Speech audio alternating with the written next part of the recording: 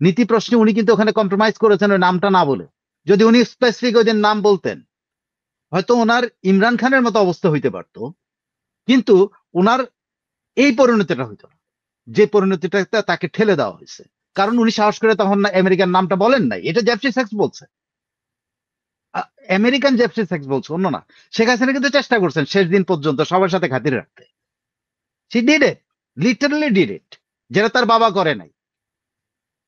তার বাবা সৌদি আরবের এই কিং যখন তাকে বলেছে যে ইসলামিক রিপাবলিক অফ বাংলাদেশ নাম দাও, আমি তোমাকে সব দিয়ে দেবো, বঙ্গবন্ধু শেখ মুজিবুর রহমান সেটা সঙ্গে সঙ্গে নো বলে দিয়ে চলে আসছে। হার ফাদার সাইড, এটা কিন্তু তার তার বাবার কথা। শেখ বঙ্গবন্ধু শেখ মুজিবুর রহমানের সাথে আমেরিকার ডিল হয় নাই কেন? দ্যাট ভেরি সিম্পল, যে তুমি আমার আমার এই জিনিসগুলো আমাকে এইভাবে ইয়ে করতে পারো না, হিমিউলেট করতে পারো না। দ্যাট ওয়াজ হিজ স্ন্যাচ, যে কারণে তাকেও প্রাণ দিতে হয়েছে।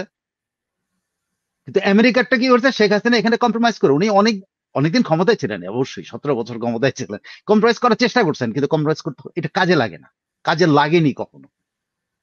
বাংলাদেশের প্রেক্ষাপটে অ্যাটলিস্ট কখনোই আপনি সবার সাথে বন্ধুত্ব করে কাজে লাগে না। শেখ হাসিনা এই জায়গাটাতে আপনি ভালো হোক খারাপ হোক, কিন্তু ওনাকে তারপরেও এখানে তো ইউজ করে তাকে নিয়ে আসছে।